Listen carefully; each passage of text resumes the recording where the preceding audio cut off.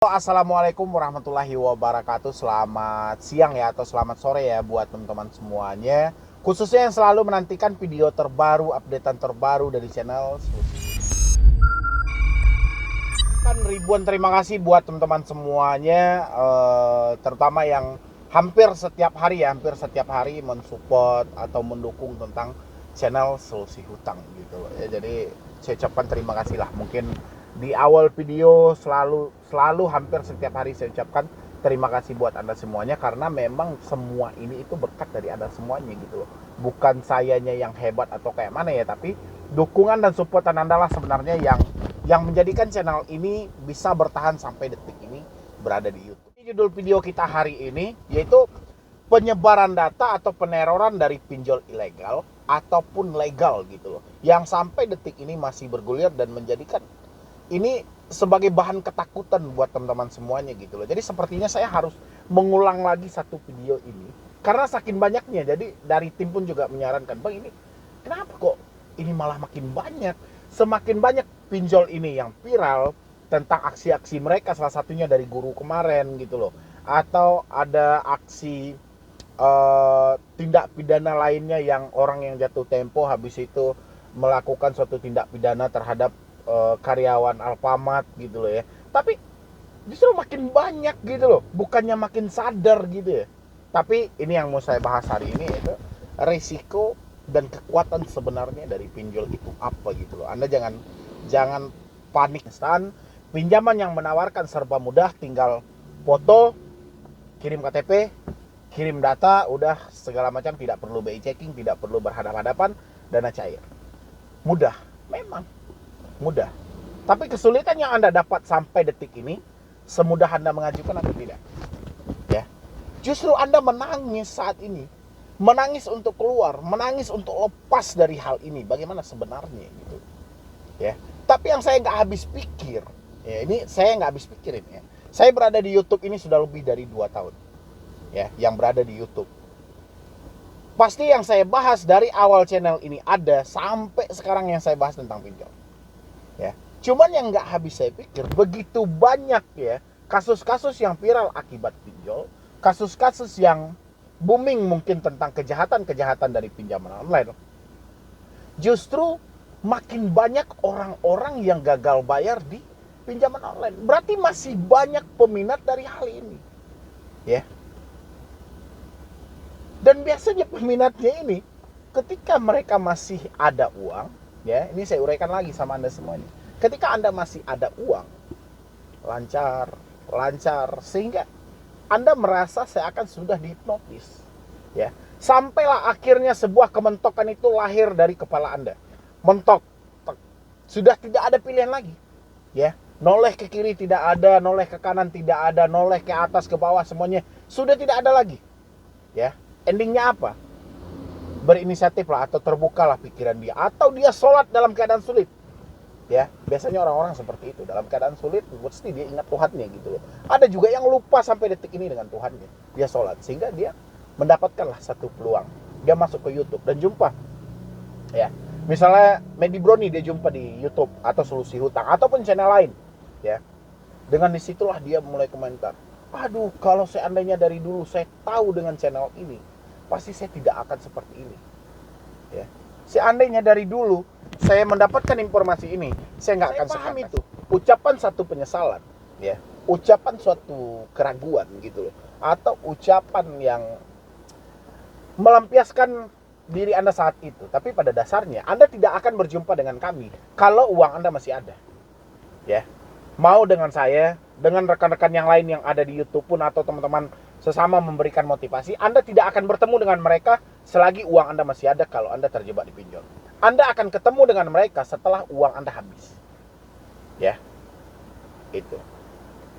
Dan sekarang Anda bertanya, ya, setelah Anda gagal bayar, setelah duit Anda habis, setelah sekian lama Anda mencicil, sekian lama Anda memperpanjang, sekian lama duit Anda hambur-hamburkan, baru Anda bertanya, Bang, apakah debt collector akan datang ke rumah? Ini pertanyaan tidak pernah terlepas ini. Ya. Kalau nggak seperti itu gini, Bang, aplikasi ini ada nggak petugas lapangannya? Ya. Kenapa? Karena rasa takut sudah mulai menghantui dia. Dia dihantam ini dengan teroran, dengan sebar data, dengan ancaman mau dibunuh ini segala macam, dan pandailah seorang debt collector membikinkan skenario kayak mana orang-orang ini bisa terhanyut dalam sebuah skenario ini, dalam sebuah drama ini, sehingga orang-orang menelan mentah hal itu. Ya, terbit. Ini terbit nih, pemikiran ini. Ya. Tapi asal Anda tahu, ini satu hal. Kalau saya uraikan ini akan panjang ini. Tapi asal Anda tahu, semuanya buat teman-teman, baik Anda gagal bayar di legal, baik Anda gagal bayar di pinjol ilegal, ya. Baik itu terdaftar, baik itu resmi, baik itu tidak resmi sama sekali. Poinnya hampir sama. Ya. Cuman yang membedakan, yang satu terdaftar dan berizin, ya. Dan mereka, apakah mereka melakukan peneroran, Bang? Melakukan peneroran. Melakukan pengancaman tetap. Tapi mereka bisa bersembunyi, ya, di beberapa hal gitu, ya. Memang tidak gampang untuk membuktikan satu hal itu, tidak gampang. Tapi kalau kita benar-benar ini bisa. Habis itu yang ilegal lagi, yang ilegal, meneror nggak, Bang? Mengancam nggak, Bang? Menyebarkan data nggak, Bang? Datang ke rumah nggak, Bang? Ya, mungkin semuanya sudah paham dengan jawabannya gitu loh. Ya, yang namanya pinjol ilegal, ini kita bahas yang legal dulu. Yang legal sudah kita taruh dulu sebentar ya, sebentar aja. Yang ilegal itu saya sampaikan kepada Anda. Kekuatan mereka satu-satunya, ya, ini kekuatan mereka satu-satunya nih. Ya, yang ilegal itu data. Itu satu-satunya. Kekuatan mereka. Ya. Jadi kalau sudah data Anda yang ada sama mereka, otomatis semuanya akan bergulir. Teroran, sebar data, ancaman. Apakah mereka akan datang ke rumah, Bang? Mereka tidak akan datang ke rumah Anda. Ya. Anda lihat lagi video saya dari 2019, 2020 sampai sekarang. Saya menjelaskan itu. Sebenarnya Anda mungkin sudah paham mungkin pinjol yang ilegal itu seperti apa gitu. Ya. Tidak akan datang, tapi yang saya herankan, kenapa orang-orang yang gagal bayar selalu menakutkan diri mereka sendiri dengan debt collector datang ke rumah. Ya. Pada dasarnya nih ya, teroran, ancaman, hinaan, dan menakut-nakuti itu pasti lahir dari pinjol ilegal. Sekarang kita ambil ke pinjol legal, ya. Ini juga banyak yang terjebak di pinjol-pinjol yang baru terdaftar. Ya, kita tidak ambil dulu yang sudah berizinnya, yang berizin kita taruh dulu. Yang terdaftar. Yang terdaftar ini, ya, ini yang terdaftar ya. Sebagian dari itu, pinjol yang terdaftar ini rata-rata mereka melimpahkan untuk penagihan mereka atau mengkuasakan suatu penagihan mereka ke satu PT yang isinya semua penagih hutang. Ya. Tapi hebatnya sekarang ketika mereka melakukan suatu pengancaman, ini hebatnya sekarang nih ya untuk pinjol yang terdaftar. Hebatnya sekarang mereka ketika melakukan pengancaman tidak menyebutkan lagi nama aplikasi mereka secara terang-terangan. Ya. Mungkin ini sudah disetting. Ini sudah disetting sedemikian rupa supaya apa? Supaya ini tidak ketara. Kalau kita fallback ke beberapa bulan yang lalu, mereka rata-rata semuanya menyebutkan saya dari aplikasi ini, saya dari aplikasi ini, saya dari aplikasi ini. Kalau sekarang tidak lagi. Saya akan culik anak Anda, saya akan santet Anda, saya akan bunuh Anda, ini segala macam, tapi tidak mau menyebutkan nama aplikasinya. Ya. Dan dia sengaja untuk memberikan Anda ruang untuk meraba-raba sehingga Anda bisa berandai-andai. Contoh, ada satu chat, ya, saya nggak munculkan chatannya. Ada satu chat yang ngirim ke saya. Dia diancam, ya, diancam sama debt collector dengan anak dia mau dijual, ya, atau dia mau diserang lah, atau didatangi ke rumah dengan akan terjadilah suatu bentrok fisik atau hal sebagainya dengan ancaman kekerasan, ya.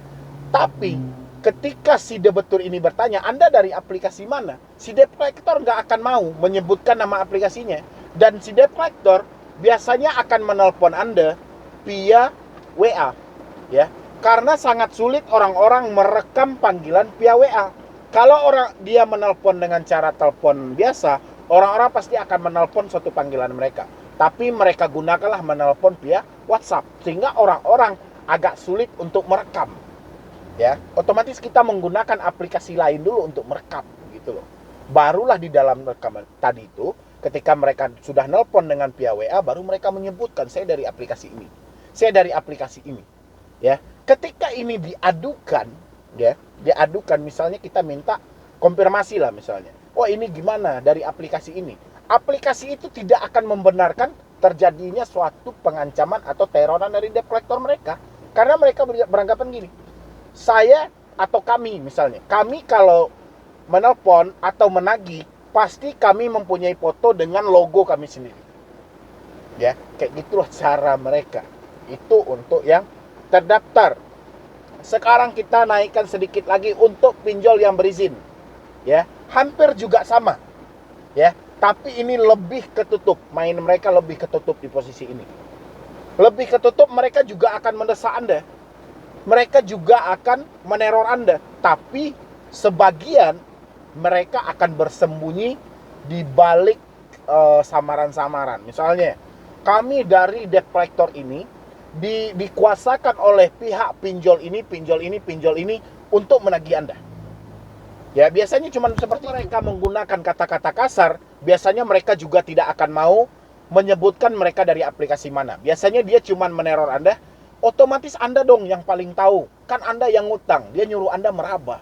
Ya. Jadi ketika posisi itu terjadi sama Anda, jangan dibalas chatnya, abaikan aja. Tapi kalau mereka sudah menyebutkan mereka dari aplikasi mana, silahkan, karena soal hutang ini privasi Anda gitu loh. Dan Anda tidak bisa berbicara dengan orang yang tidak jelas dari mananya. Ini buat teman-teman semuanya. Ketika Anda mendapatkan chat, misalnya satu ancaman, orang-orang menagih hutang, tapi tidak menyebutkan nama aplikasinya, jangan balas chat mereka. Meskipun itu pinjol legal. Ya, karena hutang ini privasi ini. Anda tidak akan bisa membicarakan soal privasi Anda, pribadi Anda dengan orang yang tidak bersangkutan. Ya, lain hal kalau mereka sudah menyebutkan kami dari aplikasi ini, bagaimana soal hutang Anda. Biasanya itu ada. Biasanya mereka yang menyebutkan nama aplikasi mereka, pasti mereka tidak akan mau melakukan penekanan terhadap diri Anda. Karena mereka mau menutupi kedok mereka itu di balik hal itu. Ya. Jadi buat teman-teman semuanya, ini saya sampaikan lagi ya. Sebelum Anda bertindak lebih jauh buat yang belum meminjam, pikirkan matang-matang, simakin dulu. Karena banyak risiko yang akan Anda hadapi ketika Anda sudah masuk di dalam jebakan pinjaman online. Ya, coba cari dulu informasinya, gali dulu informasinya, jangan asal ambil, jangan asal tergiur dengan dana instan. Ya, setelah itu baru Anda sibuk gitu loh. Ya. Jadi kalau Anda bertanya sama saya, risiko pinjaman online legal atau ilegal, ya, 2021 hampir sama dengan 2020, hampir sama dengan 2019. Cuman versinya seperti yang saya uraikan tadi, mereka sudah main sembunyi-sembunyi. Ya, kalau pinjol ilegal Anda pasti sudah paham. Itu juga buat pinjol legal yang selalu mendesak Anda, kami akan datang ke rumah, kirim lokasi Anda, kirim segera lokasi Anda, jangan pernah takut. Ya, jangan pernah rasa takut yang terlalu berlebihan.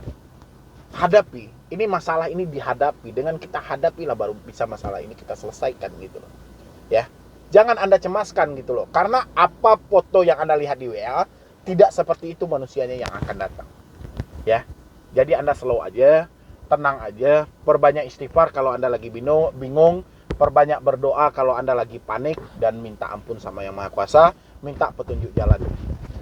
Ya, mungkin dari saya cuman itu aja ya.